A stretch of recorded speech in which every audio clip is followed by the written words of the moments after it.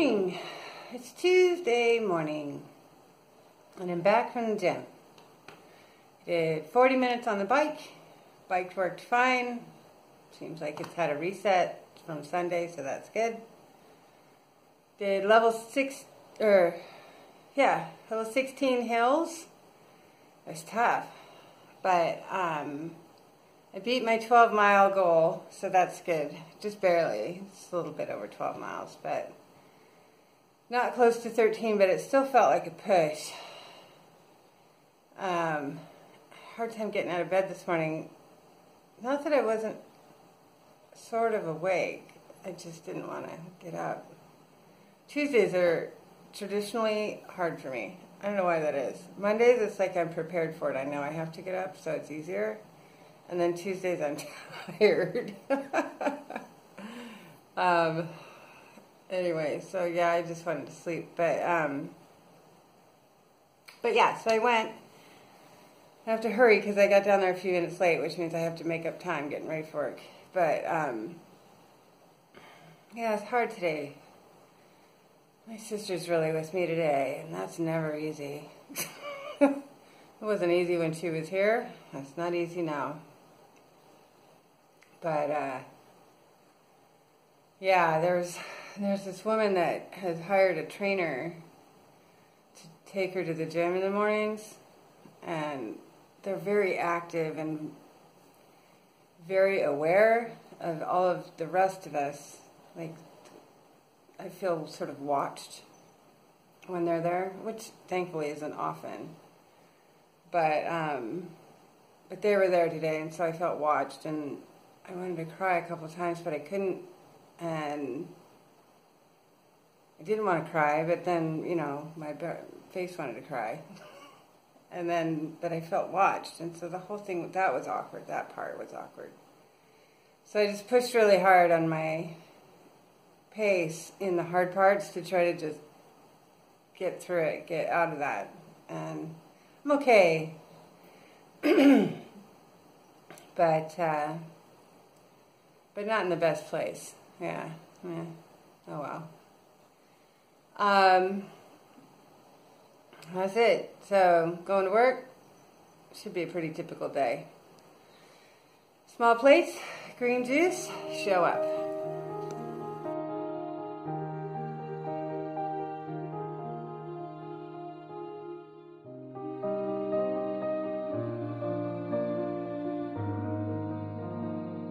Hi, it is Tuesday after work, and I'm home. Still not in a good mood. It's been a rough day. Just a sad mood.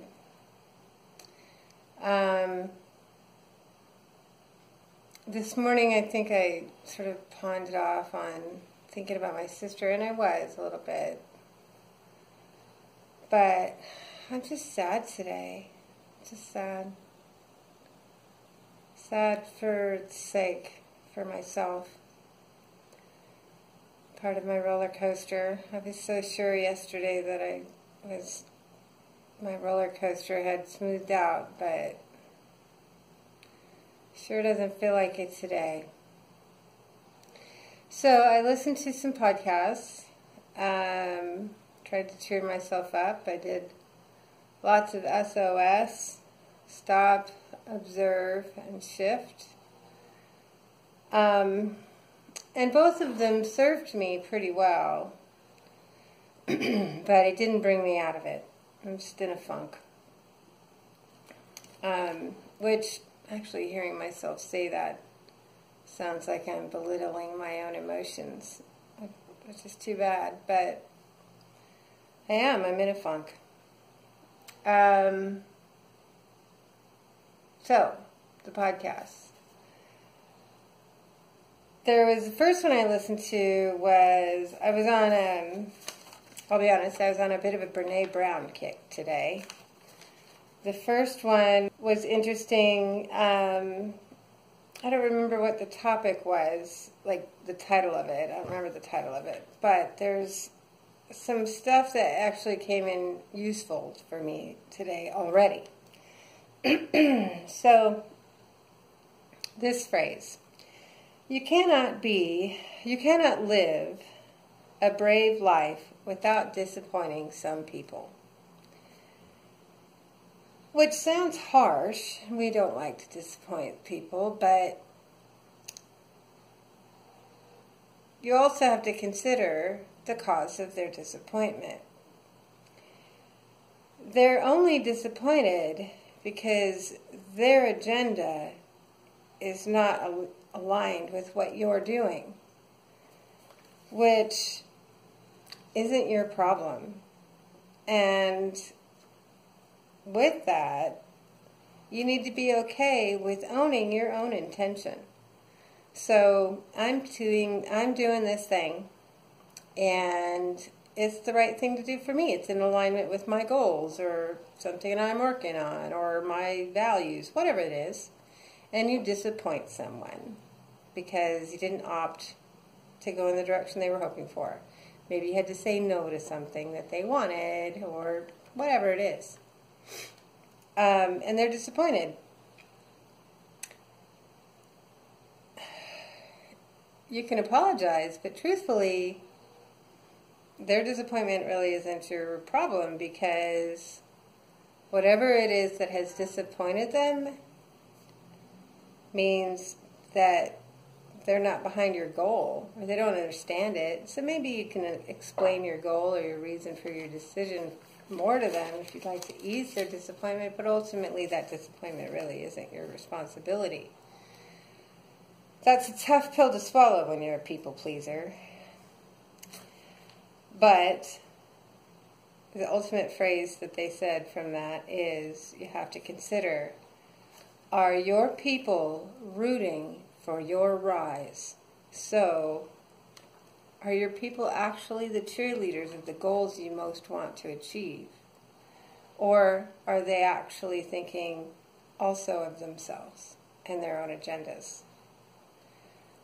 And that's a big one to think about. But conversely, and this is where it came in handy for me today, and I can apply it to a few other scenarios recently in my life. Why am I disappointed by a choice that someone else makes? Well, because I had an agenda. I had something I wanted and a vision that may not come true with that person based on a decision that they've made. But who am I to be disappointed in a choice that another person has made? Well, so I had a scenario today where I was disappointed in something from someone else. And so let's examine that. Why am I disappointed?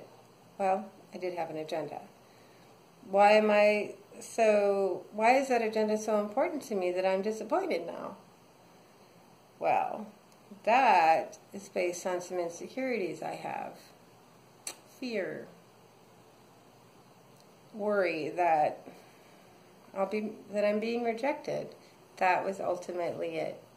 It was a fear that I was being rejected and that I was not loved. But I needed to literally, I was snarky about what they were saying to me. Not mean, but not as kind as I could be in responding to them. And it was purely because they went in a direction I didn't expect. That wasn't in my vision. And it came down to that I was thrown into a moment of insecurity when I was already feeling sort of sad, and in my head it just went crazy. And I needed to own that. My reaction was my own fault. It wasn't, yes, I'm disappointed. Is it their fault? Absolutely not. And I needed to own that. And so I did. She understood. And I was glad she understood. Because she's worried she hurt my feelings. And no. Yes, my feelings are hurt. Did you hurt them? No, I hurt them myself. Because I had created expectations without realizing it that she had nothing to do with. And then when they were not met, I was annoyed. That's my fault. And so she did understand. I explained it to her that I'm sorry I was snarky. This is why. Here's my honesty. That was awkward. And it made me cry. I actually went in the bathroom and cried because I'm willing to treat someone I care about poorly, even just moderately poorly, because of an insecurity that's not based in anything. Anyway, so it forced me to look at what's bothering me today, because I can't allow myself to mistreat the people I care about just because I woke up stewing in something, you know? Anyway, so that was a very useful sort of surprise nugget in that particular podcast. So from that, okay, I'm operating from fear and I know it. What am I going to do about that? Well, maybe I need to look to listen to some stuff about fear and dealing with fear. And Rumi, there's a quote from Rumi that says to invite your fear to tea. Because the more you understand your fear, the less power it has. Sit with that fear, bathe in it, understand it, digest it completely. So that is sort of what I tried to do. I didn't, because I was at work, I couldn't go too deep, so I didn't. But I did write down some stuff to think about for myself. Now, the stuff that I was listening to, the people that were talking, they named, some of them named different aspects of their personalities so that they could sit with them and get to know them and manage them in better ways, more productive ways. Not get rid of them, because getting rid of them entirely isn't a realistic notion. So one person said that there's 3 basic components to most people's fear: shame, comparison, and scarcity. And I can agree with that. But then the other person said that there's also the personalities that are sort of running in parallel to that, which are the protector and the critic. So the protector is trying to protect you from shame, comparison, and scarcity. And the critic is going to tell you when you've blown it, and thereby feed the protector from shame, comparison, and scarcity. Reading my notes, if you can't tell. And so by understanding how your fears, whatever it is you're afraid of, work to keep you safe in your subconscious, you can sort of respect them for what they're trying to protect you from. And okay, thank you for trying to protect me from this particular thing. I still want to do this thing. And so for me, like right now, I need to get out of my shell, and I'm trying to make friends and just be out of my house more, out of my own head more. And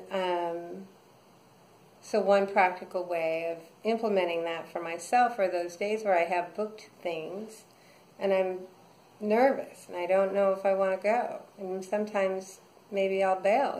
In the past I have bailed on things. And so acknowledge that fear. I understand you're trying to protect me, but I still want to go out and meet people and actually trust people enough for them to be my friends. And yeah, it's scary for me to be genuine and authentic with people I barely know, but it's also necessary if I want them to give me anything real about themselves. And that's how relationships are built. So if If I'm not willing to do any of that, I'm never going to get any of that. And so thank you, fear, for trying to protect me from potential rejection or hurt. But I still want relationships and closeness and connection. So anyway, so that's what I worked on today, or at least listened to. It's more just to try to help me understand how I was feeling. Because, yeah, I feel empty today.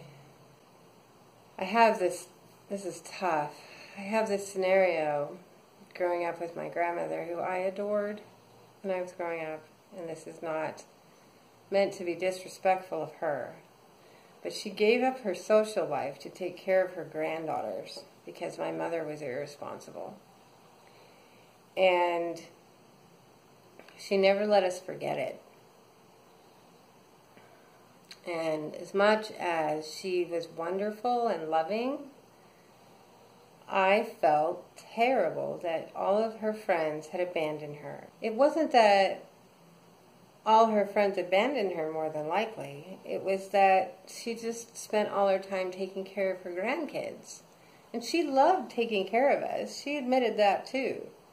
But she just wouldn't dedicate any time to taking care of herself separately from us.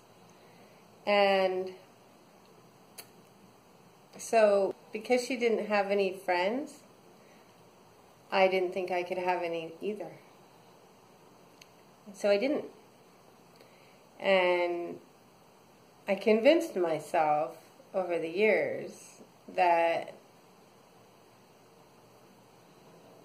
I wasn't likable, that I couldn't trust people, that they would all just hurt me. But I got it from her. And so now I'm trying to fix it. And it's hard because I love her, loved her, still love her. But I'm mad too, because she didn't necessarily know what she was doing. She certainly would never have told me I couldn't have friends. She did tell me I couldn't have any friends over. I was never allowed to have anybody come over. I couldn't have sleepovers. I couldn't. And so it taught me that I couldn't have closeness with people. And I really think it was just her sadness about her circumstances, or whatever her issues were. But nonetheless, that's my result, is that I didn't see people having friends in healthy ways. I have no role models. I have zero idea how to create friendships, like actual friendships. And so I'm trying to learn how, because I don't trust people. I was taught not to. So, yeah. And over the years, I've had friends here and there, and some of them very good friends. But invariably, I'll decide that they've broken my heart because I'm looking for that. And it's not necessarily even that they've done it, but I will decide that they have. And, yeah, because I can't allow myself to have them. So, working on that. So, yeah, digging in about the relationship dynamics, not in, I'm talking about platonic relationships, not in, my marriage is fine, because that was a model that I had. I understood what healthy relationships might look like, and when I felt like I had gaps in that way, I knew enough really early in life that I wanted to work on that for myself. But I've never been willing to admit that I didn't think I deserved friends. So there's that. So we're going to work on that some more. That's going to probably take a very long time. And learning how to not be disappointed with people with manufactured ideas that I've come up with all on my own. That's going to matter. So that was my lesson for myself today. And, yeah. So, I put some laundry in. My back is not good. Yesterday and today both. Not good. But plugging away. I think part of it is just emotional, so I just notice my physical issues more. But I have a trip this weekend. I'm going out of town to Long Beach, and for a girl weekend with my niece. We haven't seen each other since June, and so that'll be fun. A couple nights down there, visit with her,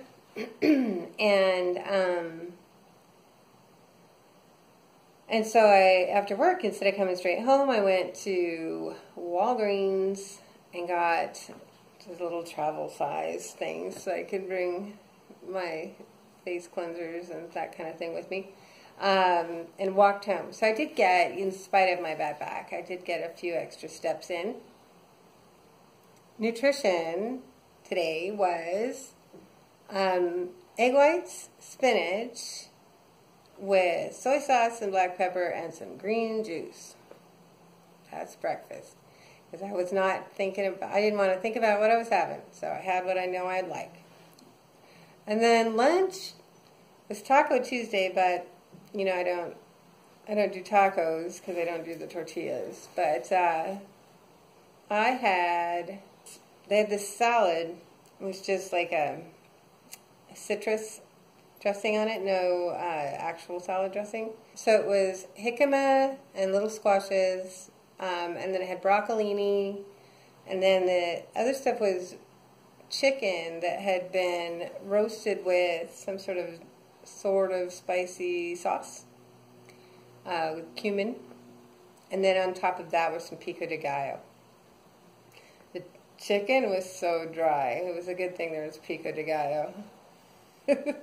But the broccolini was good, and of course the jicama and squash was good.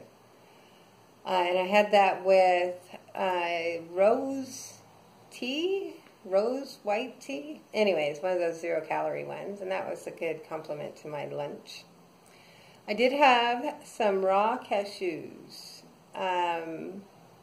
midday. Man, this being sad, I wanted sugar so bad. It was really hard. Kept having to do my SOS and remind myself of my goals, and you honor your goals. You can do it. Just honor your goals. And at Walgreens, I looked for the wine section. I didn't look at the cookies or the candy. I was okay with that, but I thought about wine, which is also just big glasses of sugar. But I resisted all of the above. And so yeah, I'm still doing okay on the no sugar. Rough day. Really rough day. But I'm home. I'm going to relax, do some laundry, probably have some chicken. That's about it. I'll see you guys later.